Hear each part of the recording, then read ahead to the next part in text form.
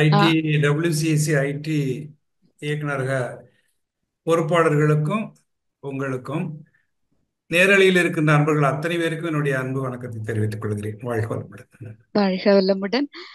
மிக்க மகிழ்ச்சி ஐயா. ஐயா, சில கேள்விகள் எங்களிடம் இருக்கின்றன. அன்பர்கள் கேட்டு அதை நாங்கள் குறித்து வைத்திருக்கிறோம் ஐயா.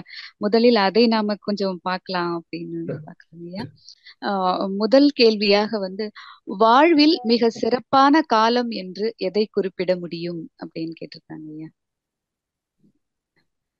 வாழ்க்கையில மனசு எதையெல்லாம் அனுபவித்து பின்பு இழந்து விட்டதோ அதை நினைத்து பார்க்கும்போது ஆஹா அந்த காலம் நல்ல காலமா இருந்தது, அதெல்லாம் இப்ப இல்லையே என்று நினைக்கும்.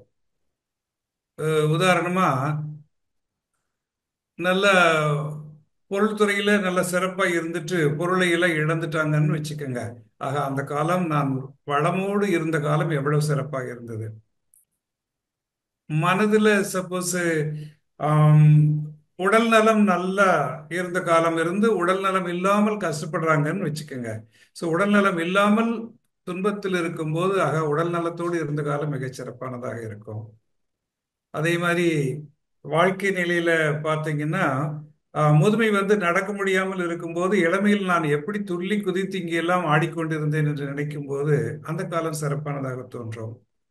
அதே மாதிரி எல்லாம் கூட்டு குடும்பமாக சிறப்பாக மனைவி குழந்தைகள் உறவினர்கள் எல்லாம் இணைந்து வாழ்ந்த காலத்திலிருந்து எல்லாவற்றையும் பிரிந்து வாழுகின்ற ஒரு காலம் வரும்போது அதை நினைத்து பார்க்கும்போது அந்த மனதிற்கு அதெல்லாம் மிகச் சிறப்பானதாக இருந்ததே, இன்று அது இல்லையே என்று இயங்கும்.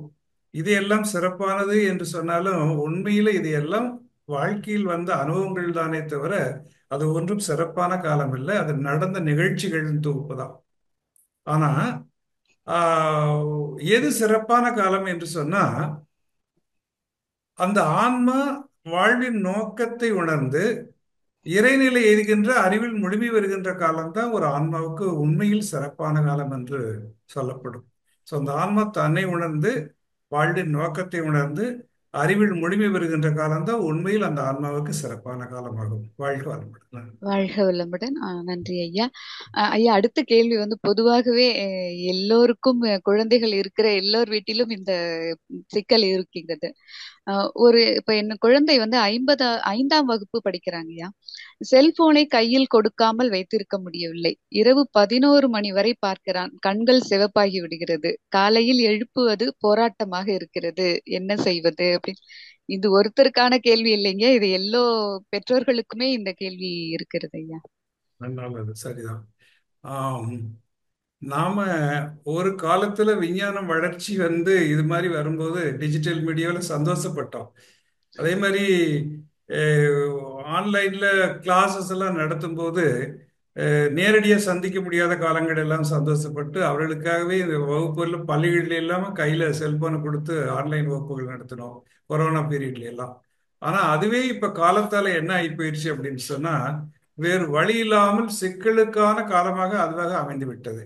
ஏன்னா குழந்தைகள்கிட்ட கையில செல்போன் கொடுக்கும்போது அறிவு வளர்ச்சி பெறாததற்கு முன்னாடி எது நல்லது எது கெட்டது என்று பகுத்தாய்கின்ற திறமை உண்டாவதற்கு முன்பு ஒன்றை கொடுத்தால் அது செல்வமாக இருந்தாலும் அல்லது டெக்னாலஜியாக இருந்தாலும் அதை தவறாகத்தான் யூஸ் பண்ண செய்வார்கள். அப்படிதான் குழந்தைகள் எல்லாமே அது மாதிரி அதுல வரும்போது ஷார்ட்ஸ் அது இது பார்க்கறதுக்கு ரொம்ப சந்தோஷமா இருக்கிறது. அதனால அதை தொடர்ந்து பார்த்து கொண்டே இருக்கிறார்கள். அவங்ககிட்ட கையில பிடுங்கவே முடியல. சாப்பிடும்போது அப்படின்னு சொன்னா மாலையில அம்மா வீட்டுக்கு வர்றாங்க, குழந்தை அப்பா இன்னும் வேலையிலிருந்து வரவே இல்லை. அம்மா வீட்டுல வேலை செய்யணும் அப்படின்னு சொன்னா அந்த செல்போனை கையில் கொடுத்து போட்டு வேலையை செய்ய முடியலன்னு விட மாட்டான்.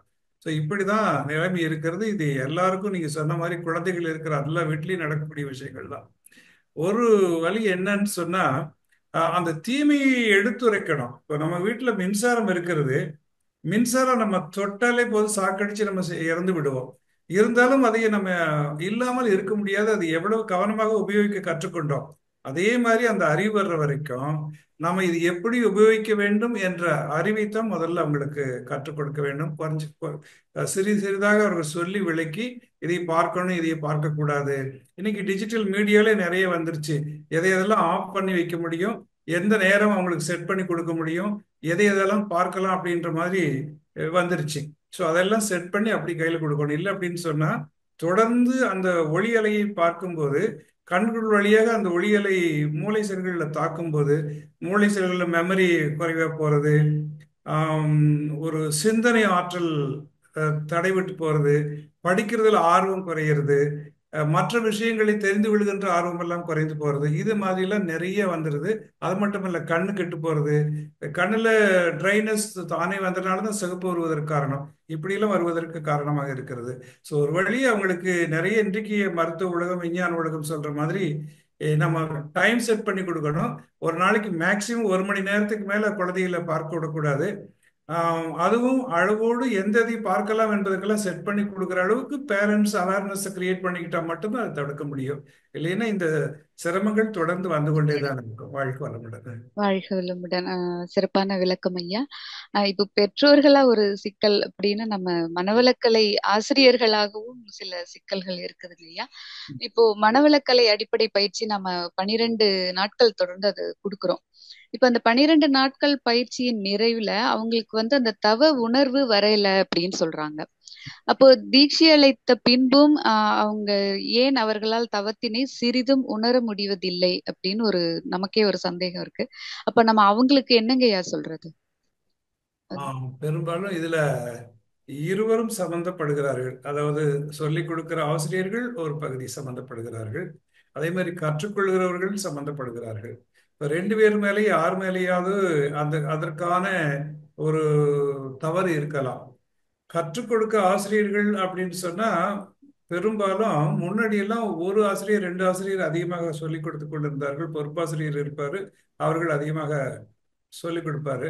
இப்போ ஒவ்வொரு வகுப்புக்கும் ஒவ்வொரு ஆசிரியரை மாத்துறதுனால அவர்கள் அவங்கவுங்க வகுப்பை மட்டும் பள்ளியில ஆசிரியர்கள் நடத்துற மாதிரி பார்த்துட்டு போயிடுறாங்களே தவிர அவர்கள் ஒரு ஆன்மீக ஆசிரியர்களாக இருந்து அவர்களுடைய அவங்களுக்கு நல்ல உணர்வு வந்துருச்சா, தெரிகிறதா, நீங்க தவம் பண்ணீங்களா, தினந்தோறும் வீட்டுல தவம் பண்றீங்களா, இப்படி எல்லாம் கேட்டாதான் முடியும். அப்படி கேட்காம விட்டா அப்படின்னு சொன்னோம்னா நிறைய பேர் இங்க வந்து இந்த 12 நாள் கோர்ஸ்ல கூட நம்ம வகுப்பறையில வந்து இங்க மட்டும் பண்றாங்களே தவிர அறிவு திருக்கோயில் பண்றாங்களே தவிர வீட்டுல அவங்க செஞ்சு பார்க்கறதே இல்லை, பிராக்டிஸ் பண்றதே இல்லை. இது ஒன்று. அப்போ ஒன்று. ரெண்டாவது, ஆசிரியர் பெருமக்களும் ஆம், அவங்களுக்கு கொடுக்கும்போது அந்த குண்டலினியை பற்றி நல்ல ஒரு ஆழமான ஒரு விளக்கம் கொடுத்து அவங்க மனதில் ஆழமாக பதிகிற மாதிரி அது ஒரு மிக சிறப்பானது, வாழ்வையே மாற்றி வைக்கின்ற ஒரு சிறந்த நிகழ்ச்சி இன்னைக்கு நாளைக்கு நடக்க இருக்கிறது. ஸோ அதுக்கு நீங்கள் தயாராக வரணும்.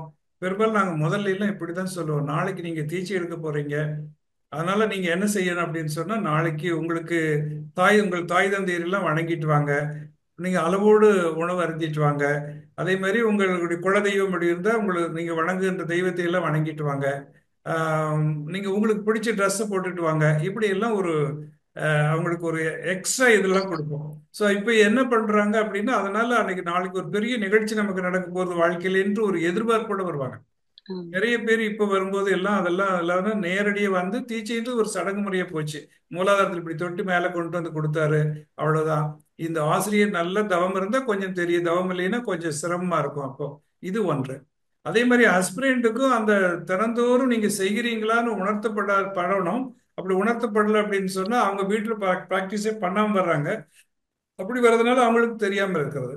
ரெண்டாவது, அவர்களுடைய தவறும் இருக்கிறது. ஏதாவது அவர்கள் ஆம், போதைப் பொருட்கள் இது மாதிரி பயன்படுத்தக்கூடிய வகையில் இருந்தாங்க அப்படின்னு சொன்னா அவங்களுக்கு அந்த உணர்வு மறுத்து போயிருக்கும். அதிகமாக சிகரெட் பிடிக்கிறவங்களுக்கு அந்த உணர்வு தெரியாது.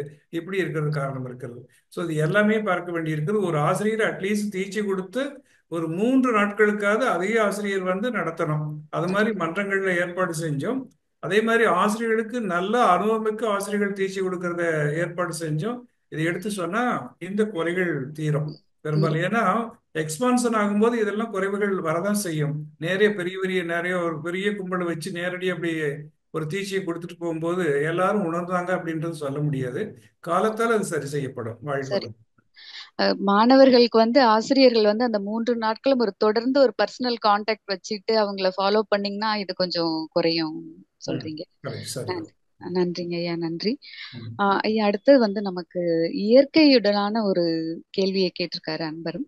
இப்ப வந்து நாட்கள், கிழமைகள், மாதங்கள், ஆண்டுகள் இவை அனைத்தும் மனிதனால் உருவாக்கப்பட்டவை. அப்ப இவற்றை இயற்கையுடன் தொடர்பு படுத்தி எப்படி புரிந்து கொள்வது?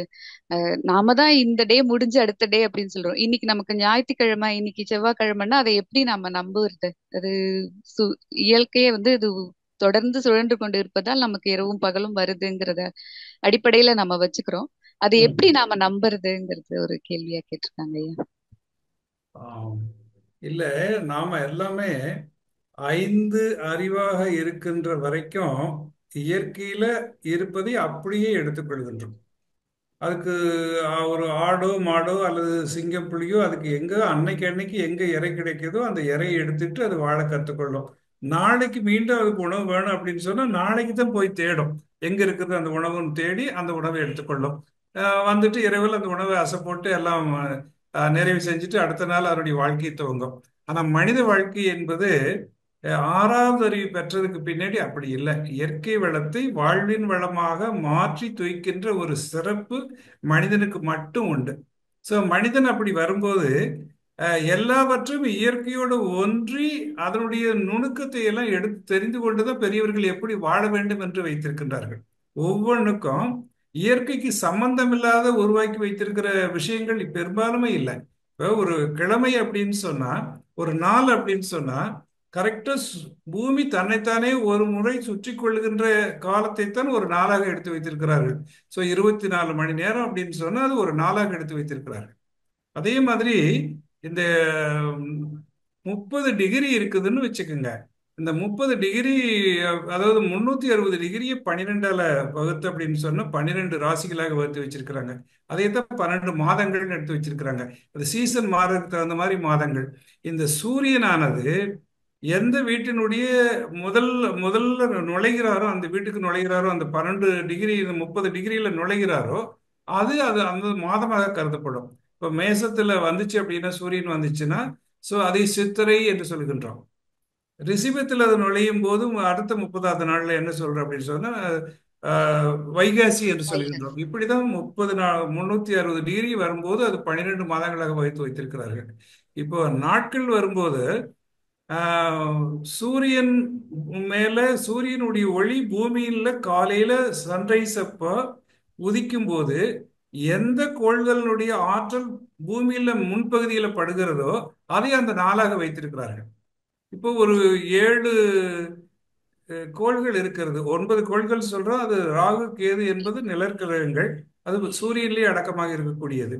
இப்ப 7 கிரகங்களுக்கு 7 நாளை வகுத்து வைத்திருக்கிறார்கள். இப்ப சந்திரனுடைய நிழலானது ஆற்றலானது சூரியன் உதைக்கும் போது பூமியில முன்பகுதியில முதல்ல படுறதுனால அது அன்னைக்கு காலை, அன்னைக்கு சந்திரன் திங்கட்கிழமை என்று வைத்திருக்கின்றோம். அது சந்திரனுடைய ஆற்றல் படுகின்ற நாள். செவ்வாய் என்னுடைய ஆற்றல் படும்போது அன்னைக்கு செவ்வாய்க்கிழமை வச்சிருக்கிறோம். அதனாலதான் ஒவ்வொரு கிழமையிலும் பார்த்தீங்கன்னா காலையில 6 to 7 திங்கட்கிழமைக்கு சந்திர ஓரை இருக்கும். 6 to 7 செவ்வாய்க்கிழமையில் செவ்வாய் ஓரை இருக்கும். இப்படி இயற்கையோடு ஒட்டி இருக்கின்றதை தான் வகுத்து வைத்திருக்கிறார்கள். அதனால நம்ம இது ஏதோ தனிப்பட்டமாக நம்ம இஷ்டத்துக்கு பண்ணது, இதுக்கும் இயற்கைக்கு சம்பந்தம் இல்லை என்று சொல்ல முடியாது. இயற்கையைத்தான் மனிதன் நுணுகி நின்ற அளவில் நுண்ணிய நிலையில ஆழ் மனதில் போய் இதையெல்லாம் உண்மை உணர்ந்து கொண்டு வகுத்து அதோடு இணைத்துத்தான் வைத்திருக்கிறார்கள். அதனால் நான் அதுக்கு சம்பந்தம் இல்லை என்று நினைக்க வேண்டிய அவசியம் இல்லை. வாழ்க்கை வளமுடன். வாழ்க வளமுடன் ஐயா. இது தொடர்பான இன்னொரு ஐயம் ஐயா. இப்போ நாள் இப்போ திங்கட்கிழமை அப்படின்னா சந்திரன் அப்படின்னா இப்ப நிறைய பேருக்கு அந்த சந்திரன் அந்த நிறத்துல உடை உடுத்துற ஒரு பழக்கமும் அவங்க வச்சுக்கிறாங்க. அப்ப அது அது வந்து ஒரு பலன் கொடுக்குமாங்க ஐயா? நாம அந்த இப்ப செவ்வாய்க்கிழமைன்னா அந்த சிகப்பு நிறத்துல ஆமா, உடுத்துறது அந்த அதான் மாதிரி. சரி. அது ஒரு ஒரு மிக சிறிய பலன் இருக்கும். அந்த அந்த கிரகங்களுடைய கலரை ஈர்ப்பு வைக்கிறதா, ஈர்த்து ம். கொண்டோம்னா இன்னும் நமக்கு ஒரு ஞாபகத்தை உண்டாக்கி கொண்டே இருக்கும். உண்டாக்கி அந்த கொண்டு வரும். ஆற்றல் படுறதுனால செவ்வாயினா சிவப்பு நிறமான கலர் தான். அதுல அந்த கோள்களே சிவப்பா இருக்கிறதுனால செவ்வாயின்னு வச்சிருக்கிறாங்க. அந்த ம். கோளுடைய ஆற்றல் சிவந்து சிவந்து சிவப்பு நிற அலையாக வருகிறது அப்படின்றதுக்காக நமக்கும் உடல்ல அது மாதிரி சிவப்பு நிற அலை இருந்துச்சு அப்படின்னு சொன்னா அது கொஞ்சம் கூட்டி கொடுக்கும் கொஞ்சம் அப்படின்ற ஒரு கூட்டி நம்பிக்கை நம்பிக்கை தான். அதனால ம். அது மாதிரி அத்தனை பேரும் வைக்கிறது இல்லை. யாரும் சில பேர் வைத்திருக்கிறார்கள் வச்சுக்கோங்க. வச்சிருக்காங்க. ஸோ அந்த நம்பிக்கையில அது மாதிரி வைக்கப்படுகிறது. அது அவங்களுக்கு உதவியாக இருக்கு. மனசு நினைக்குது பாருங்க, ஆகா ம். எனக்கு செவ்வாய் நிறைய சிவப்பு நிறம் அந்த ஆடையினால எனக்கு அந்த ஆற்றல் கூடும் அப்படின்னு நினைக்குது பாருங்க. இது அவங்களுக்கு கூட்டி கொடுக்கும். கூட்டி கொடுக்கும். மகிழ்ச்சிங்க ஐயா. ஒரு சிறப்பான விளக்கம் இதை நமக்கு யோசித்தது இல்ல. இயற்கையோட தான் இவங்க நாள் கிழமை எல்லாமே அமைத்து வைத்திருக்காங்க அப்படிங்கிறதுக்கு ஒரு சிறப்பான விளக்கம் ஐயா. நன்றிங்க ஐயா. அடுத்தது வந்து மக்கள் வந்து ஒரு அனைவருமே அது தெரிந்து கொள்ள வேண்டிய ஒரு விளக்கம் ஐயா. கனவுகள் பற்றி கொஞ்சம் சொல்லுங்க ஐயா. இப்போ கனவில் காணும் நிகழ்வுகள் ஏற்கனவே நடந்தவை, பார்த்தவையா, கேட்டவையா, அல்லது இனி நடக்க போறதா? அது எது வந்து நமக்கு கனவாக வருகிறது? சிலது வந்து நம்ம நடந்த மாதிரியே இருக்கும், ஏற்கனவே நமக்கு இது நடந்த மாதிரி. இல்லை, கனவுல வந்தது கொஞ்ச நாள் கழிச்சு நமக்கு திரும்பவும் நடக்கும்போது அது நனவு வரும், ஐயோ இது கனவுல வந்துச்சே அப்படின்னு. இப்ப ம். எதை அதனால கனவை பத்தி கொஞ்சம் விளக்குங்க ஐயா. கனவுல பெரும்பாலும் பார்த்தீங்கன்னா, ஆம், நமக்கு மனதனுடைய நிகழ்ச்சிகளை மூளை செல்கள் விரித்து காட்டுறதுக்கு பேர் தான் நம்ம கனவுகள் அப்படின்னு வச்சிருக்கிறோம். கனவுகள் அப்படின்றது விழிப்பு நிலையில நம்ம எப்பொழுதும் நிகழ்ந்து கொண்டே இருக்கிறது, பார்த்து கொண்டே இருக்கின்றோம். அதுக்கு பேரு நம்ம சாக்கரம் என்று சொல்லுகின்றோம். நிகழ்ச்சி நடந்து கொண்டே இருக்கிறது, அறிவு விழிப்பு நிலையோடு இருக்கிறது, அதுக்கு பேர் சாக்கரம் அப்படின்னு சொல்றோம். சொப்பனம் அப்படின்னு சொல்லக்கூடியது அறிவு விழிப்பு நிலையோடு இல்லாத போது மனமானது அறிவினுடைய கட்டளைக்கு கீழ்ப்படியாமல் அல்லது அறிவுக்கு தெரியாமல் மூளை செல்கள் வழியாக விரியும் போது அது கனவுகள் என்று சொல்கின்றோம். அப்ப இப்படி வரக்கூடியது எங்கிருந்து வருகிறது அப்படின்னு சொன்னா, ரெண்டு இடங்கள் மெயினா அவ்வளவுதான் வர முடியும், வேற வழியே இல்லை. ஒண்ணு, அவருடைய எத்தனையோ பிறவிகள் இதுவரைக்கும் வாழ்க்கையில எடுத்துட்டு வந்திருக்கிறாங்க பாருங்க. அந்த எடுத்துக்கிட்டு வந்தது அத்தனையும் கருமையத்தில் இருக்கிறது. ஓரறிவிலிருந்து இது வரைக்கும் அது பஞ்சபூதங்கள்ல இருந்து அதுக்கு மேல ஓரறிவாக வந்து உணர்வு நிலைக்கு வந்த பிறகு இது வரைக்கும் வந்தது அத்தனையும் நமக்குள்ள கருமையத்தில் இருக்கிறது என்று மகரிஷி சொல்றாங்க, எல்லா பெரியவர்களும் சொல்றாங்க. ஸோ அதனாலதான் அது சஞ்சிதம், எடுத்துட்டு வந்தது மூட்டை என்று சொல்கிறார்கள். இத்தனை பதிவுகளும் நமக்குள்ள எடுத்துட்டு வந்திருக்கிறோம். அதை எப்பொழுதெல்லாம் நம்மை அறியாமல் இயற்கையில மூளைசெல்கள் வழியாக நம்ம தூங்கி கொண்டிருக்கும் போது அது விரிகிறதோ அப்போ அது கனவுகள் என்று எடுக்கிறோம். ஒண்ணு. இரண்டாவது, ஜெனட்டிக்ல இருந்து வராம வான்காந்தத்துல நடந்தது, நடக்கிறது, நடக்க இருக்கிறது அத்தனையுமே வான்காந்தத்துல இருக்கிறது, அத்தனை பதிவுகளும் இருக்கிறது. அந்த பதிவுகள் லீக் ஆகி மனதின் வழியாக நம் மூளை செல்கள்ல பிரவேசிச்சது அப்படின்னு சொன்னோம்னா அந்த நிகழ்ச்சி நமக்கு தெரிகிறது. அந்த நிகழ்ச்சி தரும்போது ஒன்று அது நாளைக்கு நடக்க போறதோ அல்ல அடுத்த ஆண்டு அடுத்த காலங்களில் நடக்க இருக்கிறதா கூட இருக்கலாம். ஸோ அப்படி வரும்போது அது பின்னாடி நடக்கும்போது நமக்கு ஒரு ஆச்சரியமா இருக்கு, ஆக இது எப்படின்னு வந்துச்சு அப்படின்னு போட்டு. ஆக்சுவலி ஒவ்வொன்றுமே ஒரு ஆச்சரியமான நிகழ்ச்சிகள் தான். நம்ம வாழ்க்கையில அவேர்னஸோடு பார்த்து கொண்டு இருக்கிறோம், அதனால அது ஆச்சரியப்படுறது இல்லை. ஆனா நமக்கு நமக்கு அறியாமல் வந்தது அதை நினைச்சு அதுக்கு நமக்கு மெமரியில பதிவாகி அப்ப பார்க்கும்போது அது நடந்துச்சு அப்படின்னு சொன்னா அது நமக்கு ஒரு ஆச்சரியமாக தெரிகிறது. இப்படி எல்லா விஷயங்களும் ஏற்கனவே நடந்தன அல்லது நடக்க இருப்பவையாக இருக்கின்றன, அல்லது ஏற்கனவே அனுபவப்பெற்று நமக்குள்ள இருக்கின்ற விஷயங்களை மனமானது வேலை செயல்களில் விரிக்கிறதுக்கு பேர் தான் கனவு. ஸோ இது ஒன்றும் பெரிய அவசியமான விஷயமே இல்லை.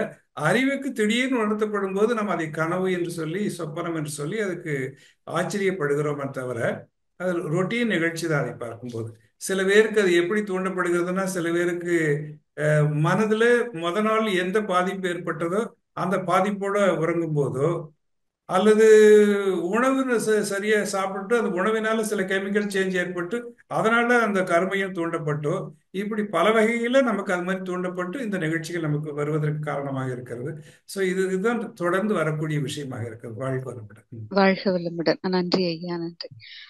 அடுத்து வந்து நம்மளுடைய தினசரி வாழ்க்கையில வந்து நமக்கு தெரியாமலே சின்ன சின்ன உயிர்களை எல்லாம் நம்ம கொண்டுடுறோம். இந்த எறும்பு, கொசு இதெல்லாம் இப்ப நடக்கும் பொழுது எறும்பு போன்ற உயிரினங்கள் இறந்து விடுகிறது. இந்த இவ்வினைப்பதிவுகளுக்கு விளக்கம் இல்லையா? இதெல்லாம் பதியுமா? அப்ப அது எப்படி அப்படிங்கிறது கொஞ்சம் விளக்கம். வாழ்க்கை வளமுடன். நல்லது. ஆம், பரிணாமத்துல நம்ம வாழும் போதே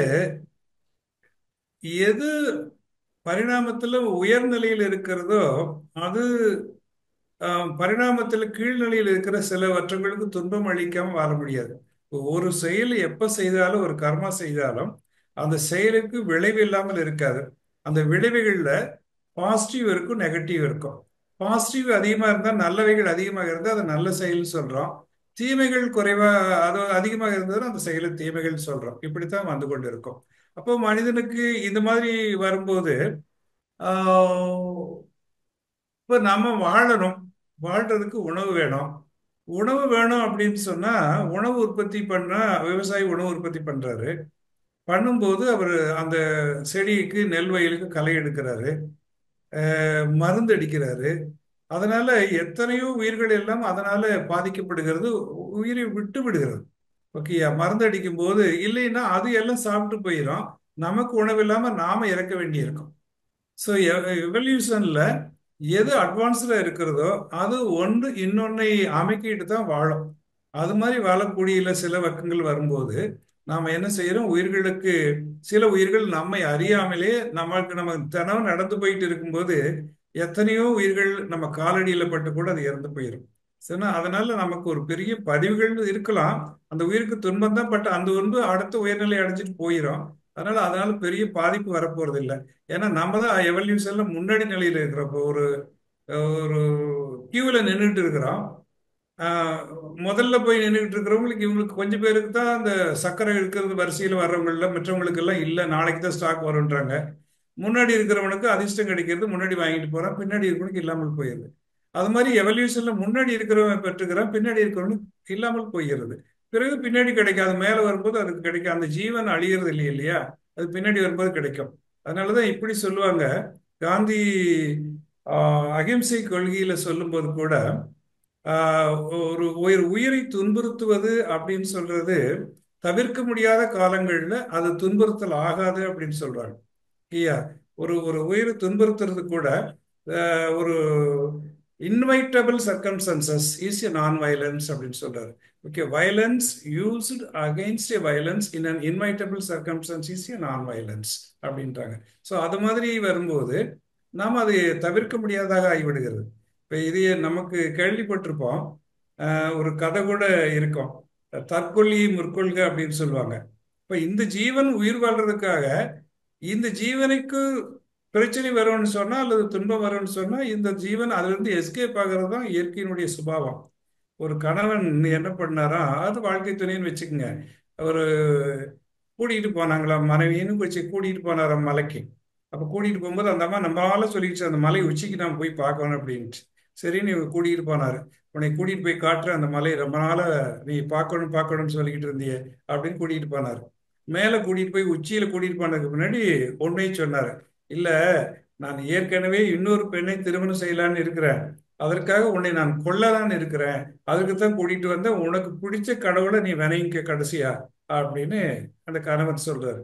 உடனே இந்த அம்மா சொல்றது, எனக்கு நீங்க தான் தெய்வம், கணவனே கண்கண்ட தெய்வம், உங்களையே 3 சுத்து சுத்தி நான் வணங்க போறேன் அப்படின்னு சொல்லிட்டு ஒரு சுத்தி சுத்தி ரெண்டாவது சுத்துல பின்னாடி போய் அந்த கணவனை மலையிலிருந்து கீழே தள்ளி விட்டாங்களாம். ஓகேயா? ஸோ இதுக்கு தான் தற்கொல்லி முற்கொள்க அப்படின்ட்டு. ஸோ யாரு வாழணும் அப்படின்ற சுதந்திரம் அதுக்கு இருக்கிறது. அதனால அது எப்படியாவது தான் வாழணும் அப்படின்னு தான் பார்க்கும். இதுதான் இயற்கையான நிலை. அதனால இல்ல நமக்கு ஒரு பெரிய பதிவு வராது. இதுக்கு இன்னொரு உதாரணமா, ஒரு அன்பர், ராமகிருஷ்ண பரமஹம்சருடைய பக்தர், அவர் என்ன செய்தாரா, இந்த சந்தேகம் வந்துச்சு. இந்த மாதிரி அவர் நிறைய ஈவினிங் மாலையில கொசு கடிக்கிறதுனால இந்த கொசு அடிக்கலாமா வேண்டாமா, இது வேற கடிக்கிறது, எதுக்கு குருகிட்ட போய் கேட்கலான்ட்டு நேரா போயிருக்கிறாரு. அவர் அறைக்கு போனோன்னு காளி கோயில்கிட்ட அவரு அவரு என்ன பண்ணியிருக்காரு, அவர் மேல ஒரு கொசு இருந்திருக்கிற, அதை வேகமா அடிச்சிட்டு நேரா திரும்பி பார்த்து, நீ இது கேட்கறதுக்கு தானே உங்க வீட்டுல இருந்து வந்த அப்படின்னாரா. அடிச்சு காட்டிட்டு. ஸோ இது மாதிரி தவிர்க்க முடியாத சூழல்ல நமக்கு துன்பம் கொடுக்கின்ற ஜீவன்களை சில சமயம் அது மாதிரி அழிக்க வேண்டி வரும்.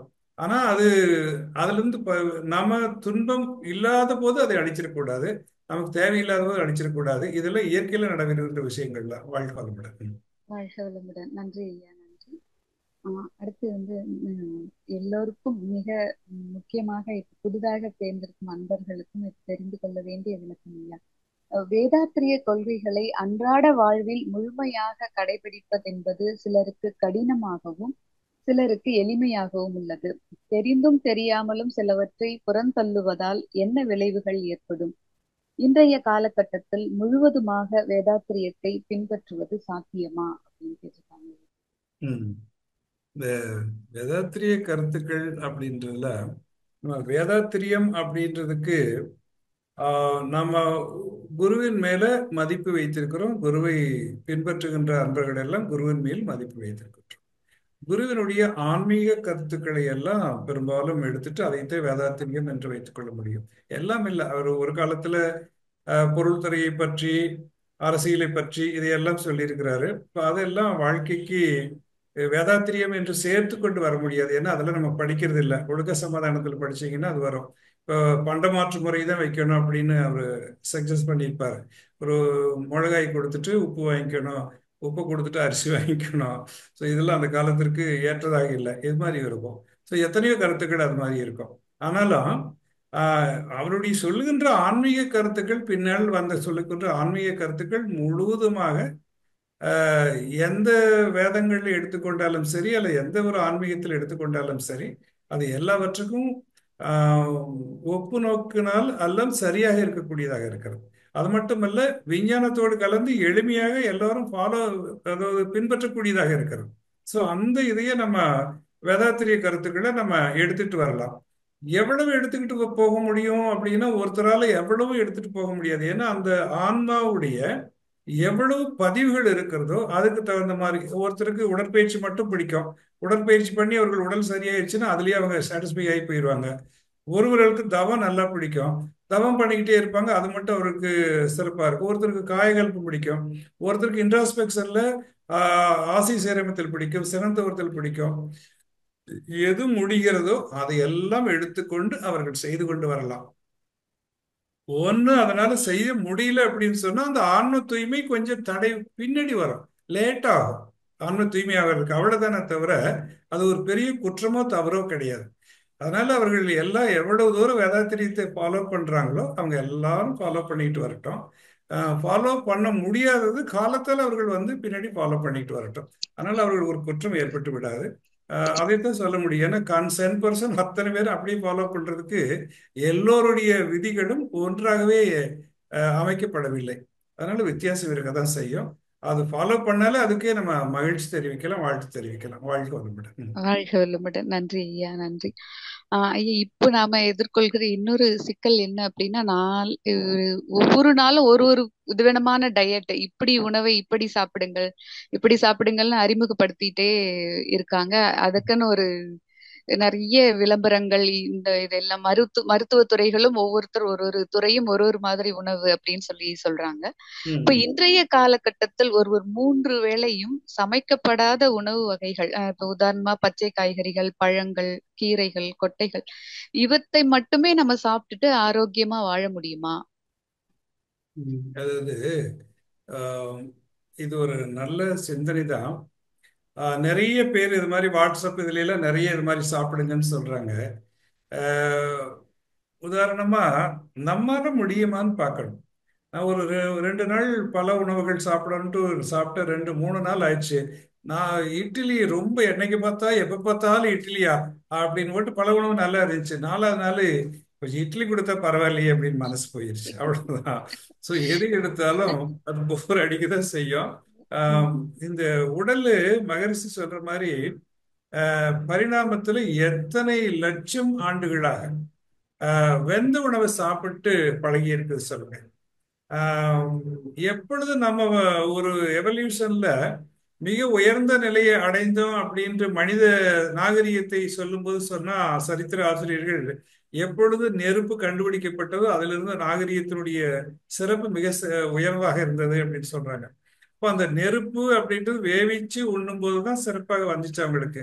அதனால பச்சையா உண்ணவன் காய்கறிகளும் சரி அல்லது மாமிசமும் சரி, காட்டுல அதெல்லாம் வேவிச்சு உண்ண ஆரம்பிச்சதுக்கு பின்னாடி அவனுடைய மாற்றம் ஏற்பட்டது. ஸோ இப்படி நம்ம வேவிச்சு எல்லாவற்றையும் உற்பத்தி செய்து அதை வெந்ததா உணவாக உணவு எடுத்துக்கொண்டு அந்த வெந்த உணவுல கூட என்னென்ன சுவைகள் குறைவாக இருக்கிறதோ அதுக்கு எல்லா சுவைகளும் ஈக்குவலா இருக்கிற மாதிரி ஒரு 6 சுவைகளையும் சேர்த்து இப்படி எடுத்துக்கிட்டு வந்து எவ்வளவோ ஆயிரக்கணக்கான ஆண்டுகளா நம்ம தொடர்ந்து வந்திருக்கிறது. அதற்கு பழக்கப்பட்டிருக்கிறது நம்முடைய உடல். இப்ப நீங்க போய் வெந்த உணவு வேண்டாம், இவங்க சொல்றாங்க காய்கறி உணவே நீங்க சாப்பிடலாம் அப்படின்னு சொன்னீங்கன்னா அந்த உடல் ஏற்றுக்கொள்ளாது, தொடர்ந்து செய்யும் போது ஏற்றுக்கொள்ளாது, ரிஜெக்ட் பண்ணிடும். அப்ப என்னாகும், உடல் இழைச்சிக்கிட்டே போயிடும். ஒருத்தர் சென்னையில ஒருத்தர் அப்படித்தான் ஒரு அன்பர் வந்து, நான் பாசஸ் எல்லாம் கொடுத்து கிளியரன்ஸ் எல்லாம் கொடுக்குறேன் மற்றவர்களுக்கு, நோய் எல்லாம் போக்குறேன், அதனால நான் 3 வேளையும் வெந்த உணவு இல்ல, காய்கறி பச்சை காய்கறி உணவுகள் தான் சாப்பிட்டுட்டு வர்றேன் அப்படின்னு சொன்னாங்க சாமி கிட்ட. சாமி அதை சொன்னாங்க, நீங்க அப்படி செய்ய வேண்டாம், அது உங்களுக்கு நல்லதும் கிடையாது, உங்கள் உடல் ரொம்ப துன்பத்தை கொடுக்கும், உங்க ஜீவகாந்தம் உங்களுக்கு அது ஒத்ததாக தாங்காது இதுக்கெல்லாம் செய்யறதுக்கு அப்படின்னு சொன்னாரு. இல்ல இல்ல, எனக்கு ஒன்றும் செய்யாது, நான் நல்லா இருக்கிறேன் பாருங்க, எனர்ஜெட்டிக்கா இருக்கிறேன் பாருங்க அப்படின்னாரு. ஆனா ஒரு சிறிது காலத்திலேயே அவர் இயற்கையை எய்தி விட்டார். ஸோ அது மாதிரி செய்ய முடியாது இயற்கையில. அதனால நம்ம எவ்வளவு நாள் பழகி இருக்கிறோமோ ஒரு வேளை பண்ணலாம், சில காலங்கள் பண்ணலாம், நோயுற்ற காலங்கள்ல பண்ணலாம். நோய் சரியாகிறதுக்காக நோயுற்ற காலங்கள்ல பச்சை காய்களை கீரைகள் இது மாதிரி எல்லாம் எடுத்துட்டு வரலாம், அல்ல பழ உணவுகளை எடுத்துட்டு வரலாம். இது தொடர்ந்து அப்படி செய்து கொண்டே வர முடியாது. வரவங்களும் இல்லை. நான் ஒருத்தர் அப்படித்தான் பார்த்தேன், இவர் நான் ரொம்ப நாள் செஞ்சு, இவர் நான் பச்சை காய்கறி பத்தி சொல்லிக்கிட்டே இருப்பாரு, சாப்பிட்டு பேசிக்கிட்டே இருப்பாரு, நான் அதை தான் சாப்பிட்டுக்கிட்டு வரேன்னு சொன்னாரு. இப்போ ஒரு நாள் இயற்கையா பார்க்கும்போது அவர் ஒரு ஹோட்டல்ல மசாலா தோசை சாப்பிட்டுட்டு இருந்தார். ஏங்க நீங்க பச்சை காய்கறிகள் சாப்பிடுறீங்க, இதையும் சாப்பிடுறீங்க அப்படின்னா, அவர் மேல பார்த்துட்டு, சார் ரொம்ப நாள் ஆச்சு சார் அதை விட்டு போய், அதனால சாப்பிட்றேன்னாரு. அப்படி ஆசை வரும். அப்படி ஆசை வந்து இது வீட்டில் இது மாதிரி ஒன்று சாப்பிட்டு போட்டு வெளியே வந்து வேற மாதிரி சாப்பிட்ற மாதிரி ஆகி போயிடும். அதனால ஒரு குறிப்பிட்ட காலங்கள்ல எடுத்துக்கலாம், நோய்வாய்ப்பட்ட காலங்கள், ஒரு இடல வெயிட்டை குறைக்கணும் அப்படின்றதுக்காக இது மாதிரிலாம் எடுத்துக்கலாம். எல்லா காலங்களிலும் எப்பொழுதுமே வெந்த உணவே அல்ல காய்கறி பச்சை காய்கறி உணவு சாப்பிட்டுட்டு வாழ்வது ரொம்ப கடினமான விஷயம். ஏதாவது கோடியில் ஒருத்தருக்கு அது பாசிபிளா இருக்கலாம். வாழ்க்கை வளமுடன். வாழ்க வளமுடன். நல்ல தெளிவான விளக்கம் ஐயா, மிக்க மகிழ்ச்சி. ஐயா, இன்னொரு கேள்வி. ஒருவரின் அறிவின் உயர்நிலை என்பதற்கான அடையாளங்கள் என்ன? அவர் அறிவில் உயர்ந்துட்டார் அப்படின்னு நாம வந்து அது அடையாளமாக எதை வைத்து நம்ம தெரிந்து கொள்வது? ரொம்ப எளிதான விஷயம்தான். அறிவின் உயர்நிலையில இருக்கிறவர்கள் யாரையும் துன்புறுத்த மாட்டார்கள், துன்பப்படுகின்ற வரையிலே பேச மாட்டார்கள். ஓகேயா? அவர்களுக்கு என்ன வந்தாலும், பாசிட்டிவோ நெகட்டிவோ என்ன எப்படி பேசினாலும் அது இயற்கை தான், அவர்களுக்கு உள்ள அந்த அறிவில் அவர்கள் பேசுறாங்க அப்படின்னு எடுத்துட்டு போயிடுவாங்க. ஆஹ் அதே மாதிரி சில கேட்டுக்கொள்ள முடியாத மக்களா இருக்கிறாங்கன்னு வச்சுக்கோங்க, அவங்களுக்கு அதை சொல்லவும் மாட்டாங்க. அவர்களுக்கு அது தகுதி இல்லைன்னா அந்தந்த ஜீவன் அந்தந்த மாதிரி இருக்கட்டும் அப்படின்ட்டு அமைதியே போயிடுவாங்க. அதனாலதான் பெரும்பாலும் இரண்டொழுக்க பண்பாடுதான்னு வச்சுக்கோங்க. எந்த உயிருக்கும் துன்பம் அளிக்க கூடாது, முடிஞ்சா துன்பப்படுறவங்களுக்கு அவங்களே போய் வாலண்டரி உதவி செய்வாங்க. இதுதான் அடிப்படையான விஷயம். எல்லா உயிர்கள் மேலே அன்பு இருக்கும், வெறுப்பு வெறுப்பு என்பது அவர்களுடைய இருக்காது, அன்பு செய்வார்கள். இதுதான் அறிவின் உயிரோடு வாழ்வதற்கு காரணம். வேற ஒண்ணு தனியா ஒண்ணு இல்லை. ஆமா. வாழ்க. மகிழ்ச்சிங்க ஐயா, மகிழ்ச்சி. வாழ்க வளமுடன். ஐயா, தவத்துல வந்து ஒரு இது பயம், பதட்டம், அப்புறம் அந்த மூச்சு திணறல் இதெல்லாம் சரியாகிறதுக்கு என்ன தவம் செய்யணும் அப்படின்னு சொல்லி கேட்டிருக்காங்க ஐயா. இந்த பயம் எங்க தோன்றுகிறதுனா, அநாகதத்துலதான் பயம் அதிகர் தோன்றுகிறது. அங்க தைரியம் கொடுக்கக்கூடிய மையமும் அதுதான். ஸோ அதனால இந்த பயம் வருவதற்கும் சரி, பயம் வந்தால் பதட்டம் ஏற்படும், பதட்டம் வருவதற்கும் சரி.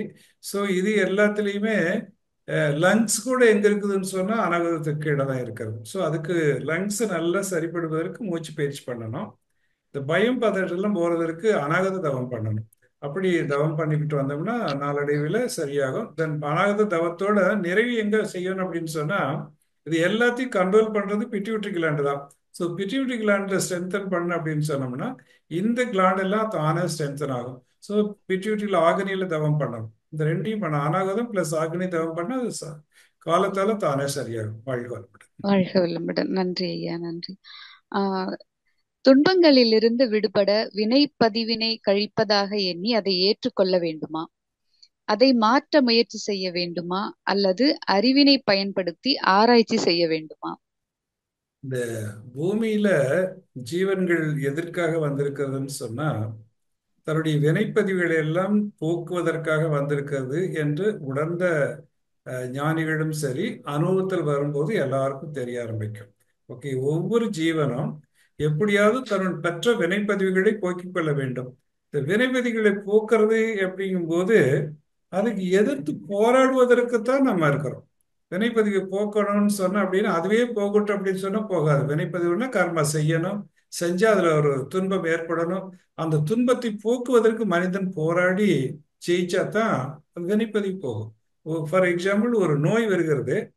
இந்த நோய் வந்தோடனே ஆஹா, நம்ம வினைப்பதிவு போடுவதற்காக இந்த நோய் வந்துருச்சு, நான் ஏற்றுக்கொள்கிறேன், வீட்டில் நம்ம படுத்துக்குவோமா? நம்ம நேரடியாக போய் ஒரு மருத்துவர்கிட்ட போவோம், ஒரு ஹாஸ்பிட்டல் போவோம்.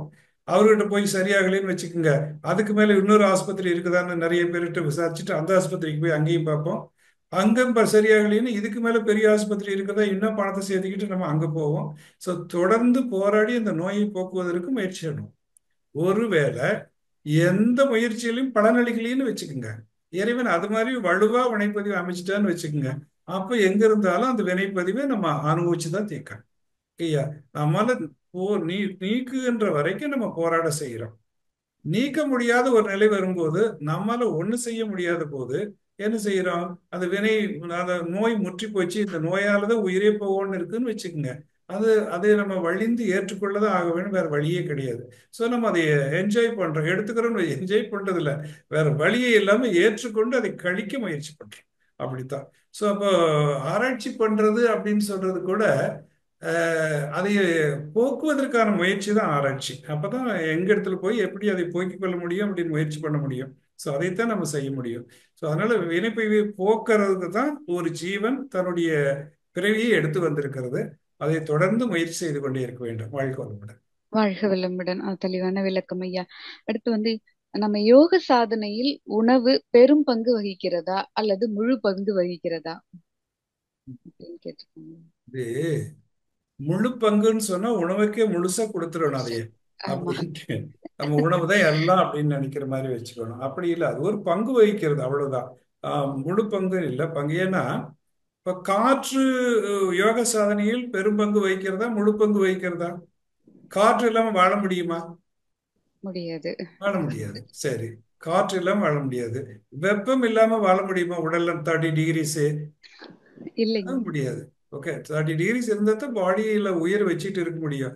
10 டிகிரி இல்ல, ஐஸ் 0 டிகிரிக்கு வந்துச்சு அப்படின்னு சொன்னோம்னா நம்மளால தாங்கவே முடியாது. எத்தனை ட்ரெஸ் போட்டு அப்புறம் திருப்பி வார்ம் அப் பண்றதுக்கான இன்ஸ்ட்ருமெண்ட்ஸ் எல்லாம் ரூம்ல செட் பண்ணி அப்படிதான் இருக்க முடியும். ஸோ காற்று வேணும், ஆம், உணவு வேணும், நீர் வேணும், வெப்பம் வேணும், எல்லாம் பங்கு வகிக்கிறது. உடல் இருந்தா தான் உயிர் இருக்கும், உயிர் இருந்தா தான் யோகம் செய்ய முடியும். இல்லையா? உயிரை உடம்பார் அழியின் உயிரார் அழிவார். உடம்பு வைத்திருக்கணும்னா உயிர் இருக்க வேண்டும், உயிர் இருக்க வேண்டும்னா உடம்பு வைத்திருக்க வேண்டும். உடம்புக்கு என்ன வேணும்னு சொன்னா எல்லாம் தான் வேணும், அத்தனையும் தான் வேணும். ஸோ உணவு மட்டும் பங்கு வைக்கிறது அப்படின்னு சொன்னா போதும். உணவுல என்ன வேணும்னு அளவு முறை, அதை மகரிஷி சொல்றது. அளவு முறையோடு எடுக்கு. நீங்க எந்த உணவு எந்த கண்ட்ரியில எந்த தேசத்துல இருந்தாலும் சரி, அந்த தேசத்தில் இருக்கிற உணவை நீங்க எடுத்துக்கொள்ள, உனக்கு கிடைக்கிற உணவை எடுத்துக்கொள்ளுங்க.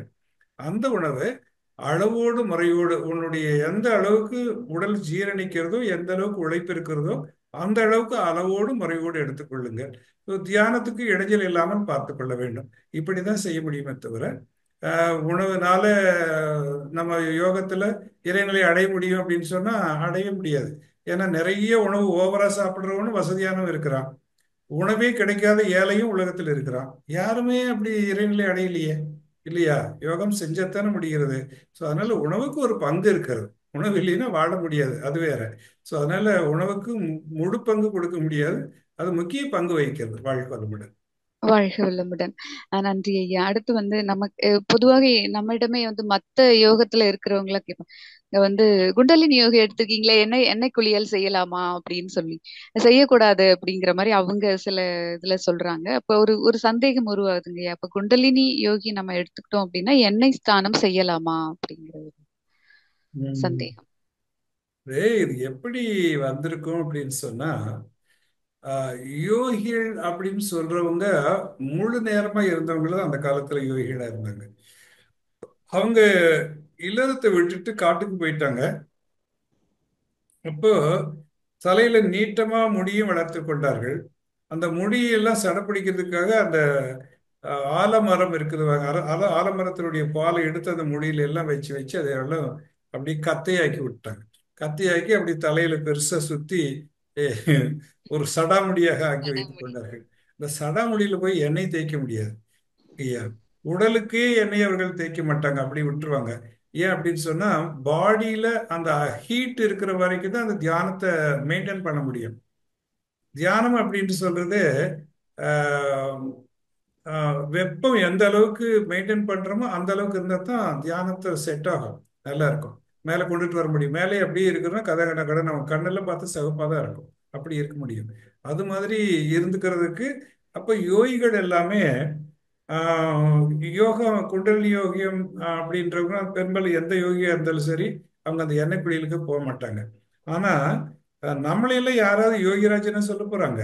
நம்ம நம்ம ஒரு 10 நிமிஷம் பண்ணி போட்டு பீட்டால இருந்து ஆல்பாக்கு வந்துட்டு அப்புறம் குடும்ப கடமைகளை பார்த்துட்டு பிசினஸ் பார்த்துட்டு அந்த வேலைகள்லாம் பார்க்க வேண்டி இருக்குது.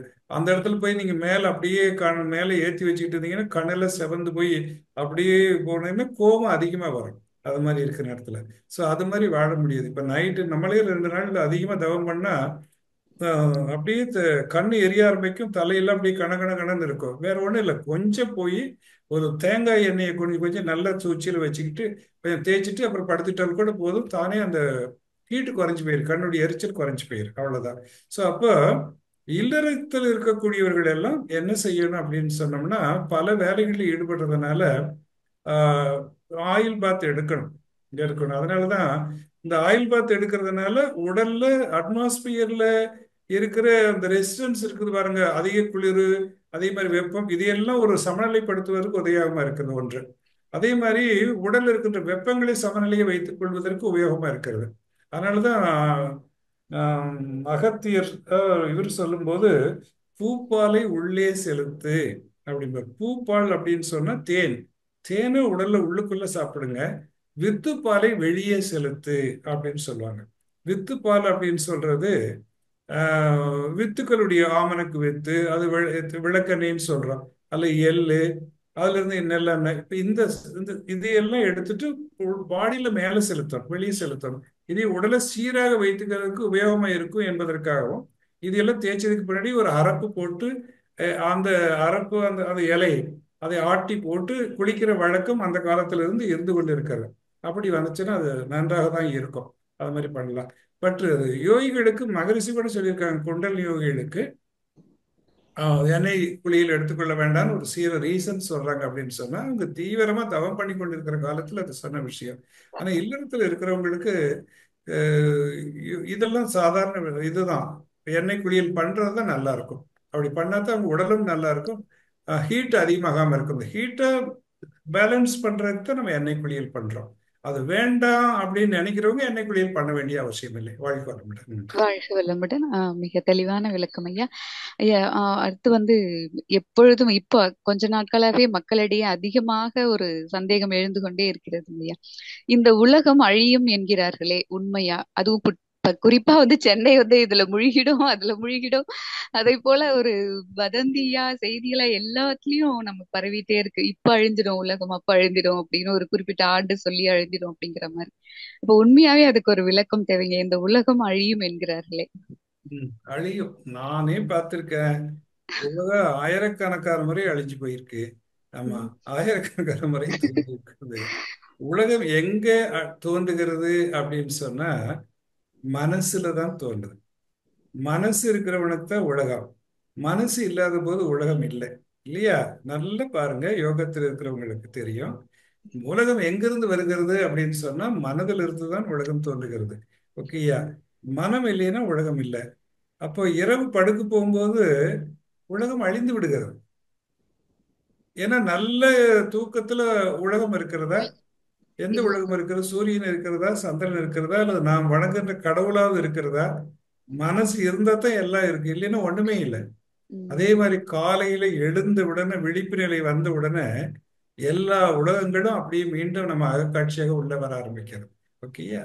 ஸோ நம்ம உலகம் என்பது மனத்தின் பொருட்டே இருக்கிறது. மனசு இருக்கிற வரைக்கும் உலகம் இருக்கும். மனசு இல்லைன்னா உலகம் இருக்காது. நம்ம போயிட்டா உலகம் இருக்காது. அப்புறம் யாருக்கும் இருக்குதா இல்லையான்ற நமக்கு கவலை இல்லை, தெரியவும் தெரியாது. அதனால உலகம் இருக்கும். சப்போஸ் குண்டு போட்டா உலகம் அழிஞ்சிரு, அல்லது நீங்க சொல்ற மாதிரி மெட்ராஸ்ல பிரளயம் வந்துச்சு அல்ல உலகம் அழியுதுன்னு வச்சுக்கோங்க, அந்த உம் ஜீவன்கள் தான் அழியும். அங்க இருக்கிற ஜீவன்கள் அழியும். நாம செஞ்சு வச்சிருக்கிற சின்ன சின்ன கட்டடங்கள்லையும் அந்த உலகம் என்ன செய்யும், அந்த பூமி என்ன செய்யும், அது அவன் இருந்துகிட்டு தானே இருக்கும்.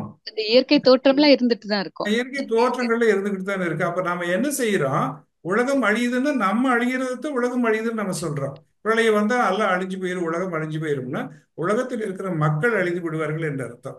மக்களுக்கு எப்பொழுது உலகம் தோன்றுகிறதுன்னு சொன்னா, மனசு தோன்றும் போது உலகம் தோன்றுகிறது. மனசு நிறுத்தப்படும் போது அல்லது இரவுல தூங்கும் போது மனசு உலகம் இல்லாமல் போய்விடுகிறது. அதனால உலகம் தானா அழியல அழியாது. அது எத்தனையோ ஆயிரம் ஆண்டுகளுக்கு இருக்கணும், அத்தனை ஆயிரம் ஆண்டுகளுக்கு அது நடந்து கொண்டுதான் இருக்கும். மக்கள் வேண்டுமானால் அழிவார்கள், போவார்கள், வருவார்கள். நமக்கு தினந்தோறும் அழியுது, தினந்தோறும் வந்து கொண்டே இருக்கிறது, உலகம் பிறந்து கொண்டே இருக்கிறது. வாழ்க்கை வளமுடன். வாழ்க வளமுடன். உண்மையிலேயே ஒரு சிறப்பான தெளிவுங்க ஐயா. ஏன்னா அதை குறித்து சிலருக்கு பயம் கூட இருந்தது. இது போயிடுமா அப்படிங்கிறது. நம்மளே போயிட்ட பிறகு அது இருந்தா என்ன அப்படிங்கிற ஆமா. மாதிரியான ஒரு உணர்வு. மிக்க நன்றிங்க ஐயா. ஐயா, ஒரு சிறு இடைவேளையை எடுத்துக்கலாங்க ஐயா. சில அறிவிப்புகள் தொடர்ந்து நம்ம சந்திப்போங்க ஐயா. வாழ்க வளமுடன். தற்போது ஐயா அவர்கள் நம்முடைய கேள்விக்கு பதிலளிக்க இருக்கிறார்கள். கேள்வி கேட்க விரும்பும் அன்பர்கள் கை அவன் தங்களது கைபேசியை அன்மியூட் செய்து கொண்டு தங்களின் பெயரையும் ஊரையும் தெரிவித்து கேள்வியை மட்டும் சுருக்கமாக கேட்கும் பொழுது அனைவருக்கும் அது பயனுள்ளதாக அமையும் என்று தெரிவித்துக் கொள்கிறோம். முதலில் ஐயா ஐயா சாட் பாக்ஸ்ல ஒரு கேள்வி கேட்டிருக்காங்க ஐயா, வினித் ராஜ் அப்படின்னு சொல்லி. ஓஜஸ் செய்யும் பொழுது ஆற்றல் சிக்கல் ஏற்படுவது போல் முதுகில் தோன்றுகிறது. சில சமயங்களில் வலி ஏற்படுகிறது. எவ்வாறு இத்தகைய சிக்கல்களை தவிர்ப்பது ஐயா? தயவு செய்து வழி கூறுங்கள். மன்றத்திற்கு சென்று மீண்டும் சாந்தி எடுத்துக்கொள்ள வேண்டுமா அப்படின்னு கேட்டிருக்காங்க ஐயா. வாழ்க. முதல்ல சொல்லுங்க, எது எடுத்துக்கொள்ளும் போது ஓஜஸ் செய்யும் பொழுது ஆற்றல் சிக்கல் ஏற்படுகிறது, முதுகு தண்டில் தோன்றுதுன்னு சொல்றாருங்க ஐயா. வாழ்க. ஓஜஸ் எடுத்துக்கும் போது உங்களுக்கு எப்படி செய்யறீங்கன்ட்டு நீங்க ஆசிரியர்கிட்ட போய் செக்அப் பண்ணுங்க. முதுகுல நடுவால எங்கேயுமே சிக்கல் வருவதற்கு ஓஜஸ்ல வழியே கிடையாது. ஒரு தியானம் பண்ணும்போது வேணாலும் கூட ஓஜஸ்ல நடுவால, சப்போஸ் நடுவால உங்களுக்கு வலி வரும். காயகல்பத்துல ஓஜஸ்ல கீழே இருந்து மேல மூச்சு நல்லா நுனிநாக்க மடித்து நல்லா இழுத்து நல்ல மெதுவா மூச்சை விடுறீங்க. மெதுவா விடுறீங்க. நினைவு உச்சியில வச்சுக்கிறீங்க, தானே உச்சிக்கு வந்துடும். அப்படி வரும்போது நீங்க நடுவால எங்கேயாவது ஸ்டக்அப் ஆயிருக்கிற மாதிரி நீங்க ஃபீல் பண்ணீங்கன்னா ஏற்கனவே உங்களுக்கு நடுவால் அங்க ஸ்டக்அப் ஆகியிருக்கும். அப்படி இருக்கிறதுனால நீங்க கிளியரன்ஸ் வாங்கிக்கங்க. போய் மன்றத்துல ஆசிரியர்கிட்ட போய் கிளியரன்ஸ் வாங்கிக்கிட்டு நீங்க நீங்க இது மாதிரி ஏதாவது ரேரா எங்கேயாவது லட்சத்துல ஒருத்தருக்கு இது மாதிரி நடக்கிறதுக்கு, ஆயிரத்துல லட்சத்துல ஒருத்தருக்கு. ஸோ நீங்க அது மாதிரி கிளியரன்ஸ் வாங்கிக்கிட்டு அப்புறம் நீங்க பண்ண ஆரம்பிங்க. அது கிளியர் ஆயிரும். வாழ்க்கை வரும். வாழ்க வளமுடன். நன்றி ஐயா. அடுத்து பூபதி என்பவர் சைவ உணவின் நன்மைகள் குறித்து கொஞ்சம் சொல்லுங்கன்னு கேட்டிருக்காருங்க ஐயா. சைவ உணவு அப்படின்றது பெரும்பாலும் ஆன்மீக வழியில அப்படின்னு சொன்னா எந்த உயிர்களுக்கும் துன்பம் விளைவிக்காமல் இருக்கும்போது ஆன்மா சீக்கிரமா விடுதலை பெறும். தன் ஊன் பெருக்கிற்கு தான் பிரிது ஊன் உண்பான், எங்கனம் ஆளும் அருள் என்று கேட்பார் வள்ளுவர். அப்ப தன்னுடைய உடலை பெருக்குவதற்காக பிற உயிர்களுடைய ஊனை உண்பவனுக்கு அருள் என்பது எப்படி வரும்?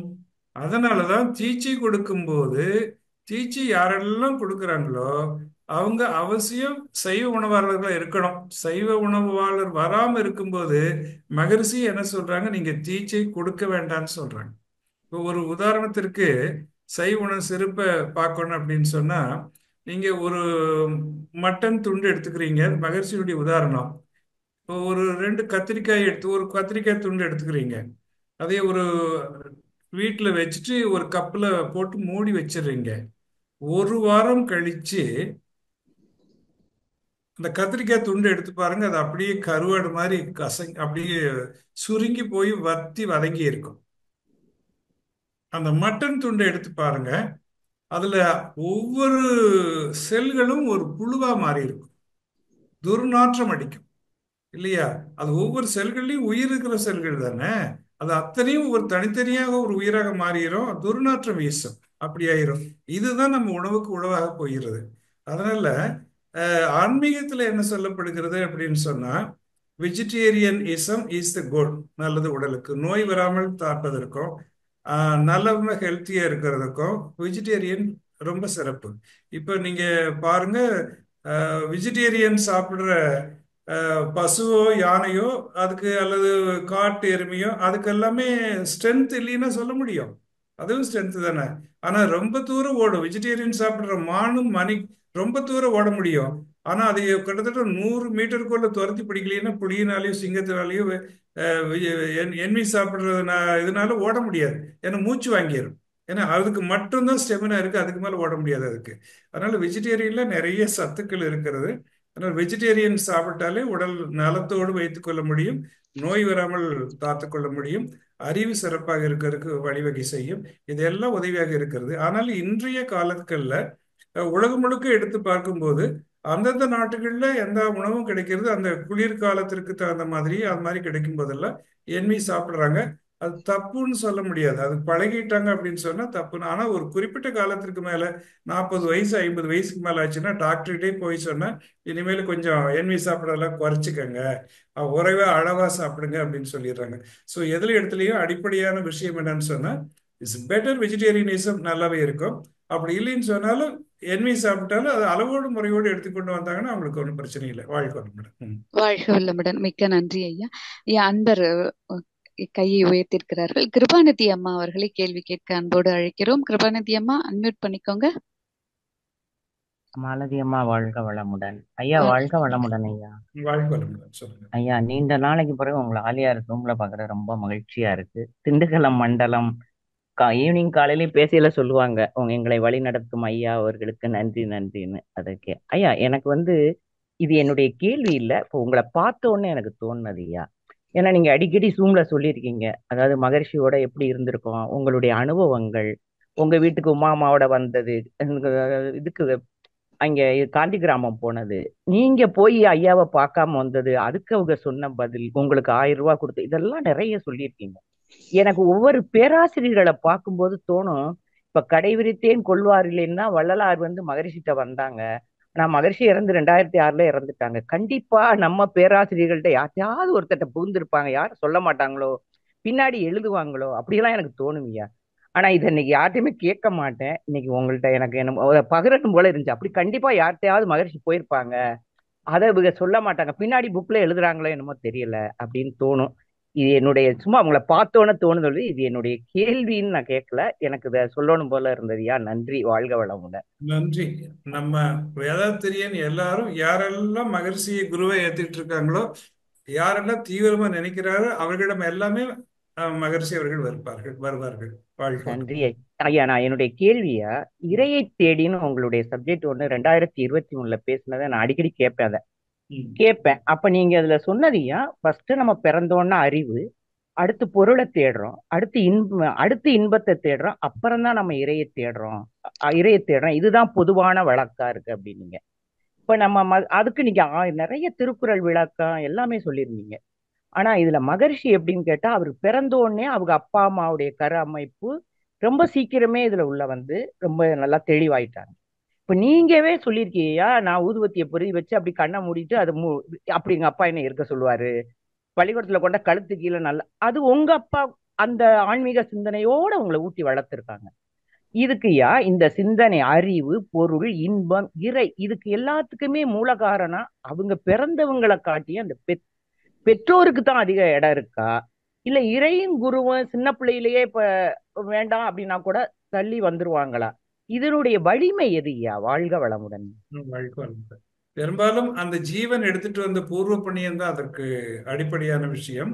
அந்த ஜீவன்ல இப்ப எத்தனை குழந்தைகள் இருந்தாலும் மகரிஷி 8வது குழந்தை. எல்லா குழந்தைகளுக்கும் அப்படி இருக்குமா அப்படின்னு சொல்ல முடியாது.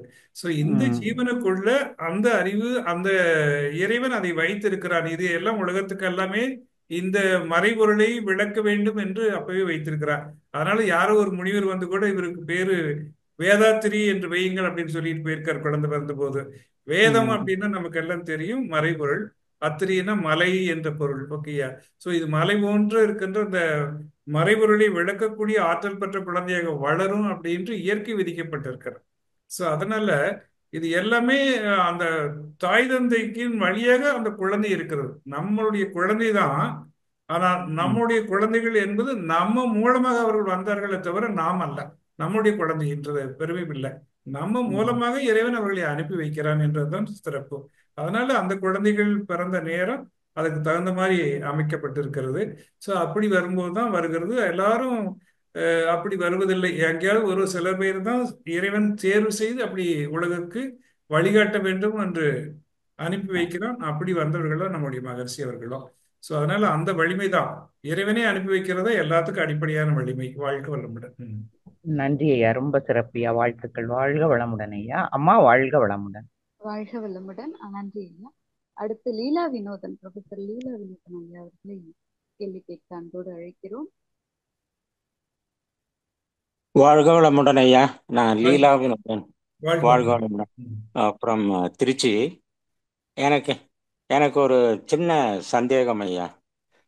இப்போ செயல் செயல் விளைவு தத்துவத்தை பற்றிய சந்தேகம். ம், இப்ப நல்ல செயலை செஞ்சோம்னா நல்ல விளைவு வரும், ம், கெட்ட செயலை செஞ்சோம்னா கெட்ட விளைவு வரும். ம், இப்போ சமுதாயத்துல சமுதாயம் கெட்டுக்கொண்டே வருகிறது. ம், ம், அதுக்கு காரணம் சமுதாயத்தில் உள்ள ஆம், ஜனங்க ம், கெட்ட செயலை நிறைய செஞ்சு ம், அது சமுதாயம் கெட்டுக்கொண்டு இருக்கிறது.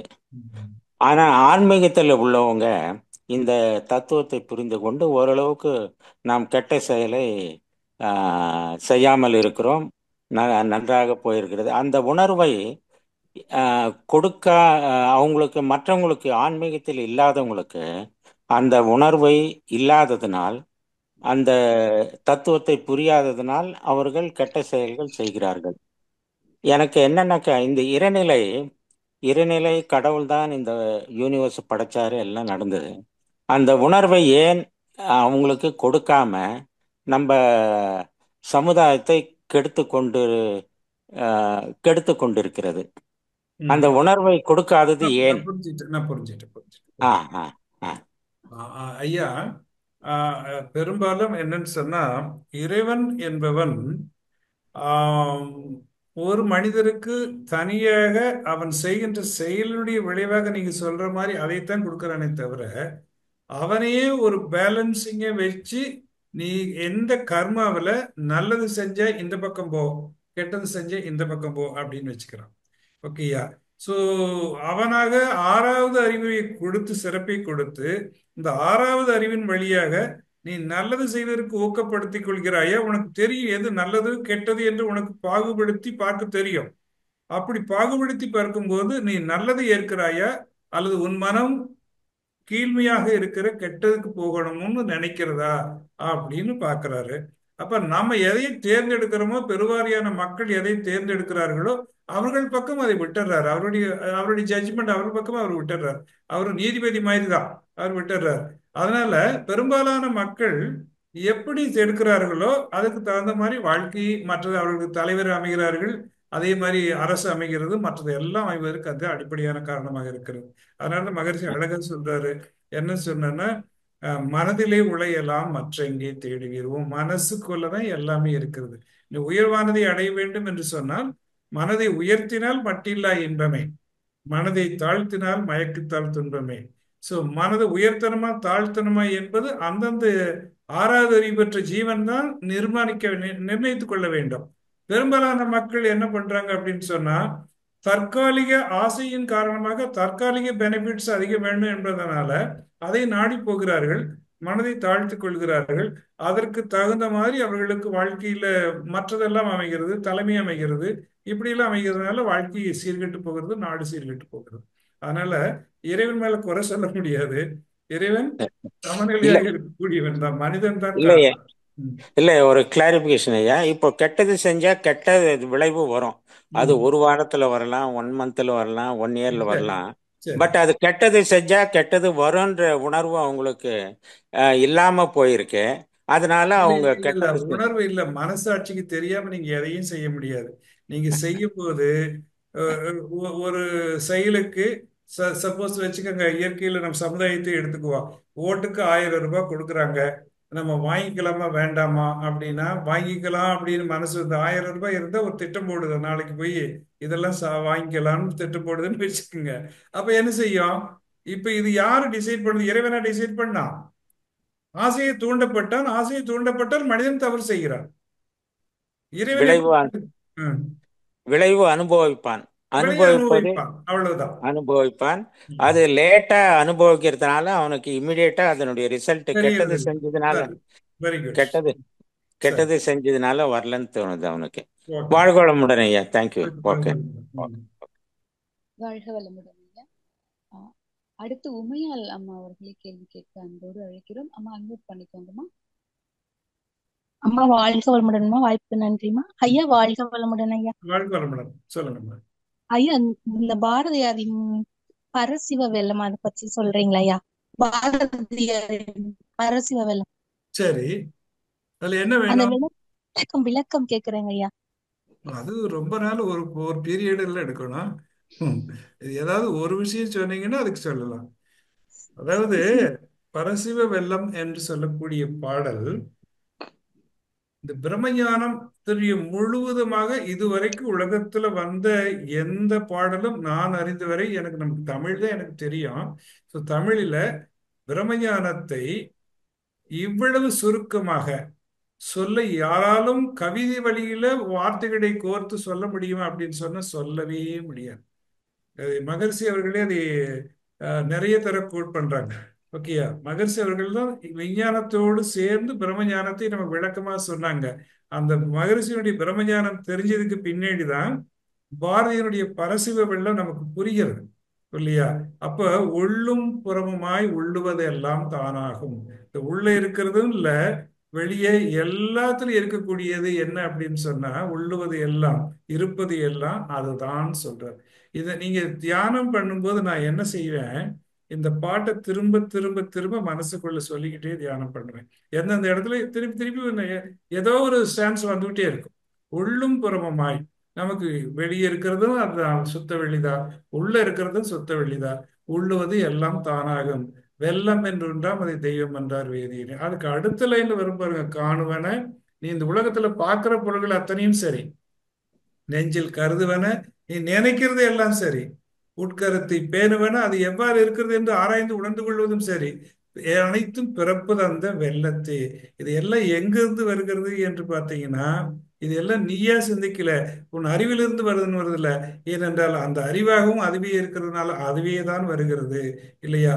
சோ இப்படி ஒவ்வொன்றா எடுத்து எல்லை பிரிவற்றதுவாய் யாதிலும் ஒரு பற்றுகிறதாய் உளது இல்லதை என்று அறிஞரெல்லாம் மயல் எய்துவதாய் வெட்ட வெளியாய் அறிவாய் வேறு பல சக்திகளை கொட்டும் மகிழாய் அணுக்கள் கூட்டி பிரிப்பதுவாய் தூல அணுக்களாய் கண்ணுக்கு தெரியற மாதிரி சூக்குமமாய் கண்ணுக்கு தெரியாதது சூக்குமம். சூக்குமத்தில் இன்னொன்னு சொல்றாரு பாருங்க, மகிழ்ச்சியுடைய அந்த காந்தம் என்ற தன்மையை சூக்குமத்தில் சாரவுமே நுண்ணியதாய். இந்த சூக்குமம் எவ்வளவு நுண்ணியதாக இருக்கும், அந்த நுண்ணியதில் எடுத்து ஒன்னை எடுத்து 1,00,000 பங்கு பண்ண எவ்வளவு சிறுசா இருக்கும், அதுதான் காந்தம்னு விளக்குறாரு. சூக்குமத்தில் சாலவமே நுண்ணியதா, ஏன்னா அதுக்கு அடுத்து வருது பாருங்க, தன்மையெல்லாம் தானாகி. அந்த சாலவமே நுண்ணியதா இருக்கிறதெல்லாம் எல்லா கேரக்டரைசேஷனும் இருக்கிறது. தன்மையெல்லாம் தானாகி தன்மை ஒன்று இல்லாததுவாய் தானே ஒரு பொருளாய் தன்மை பல படைத்ததுவாய் தான் பலவாய் நிற்பதுவே.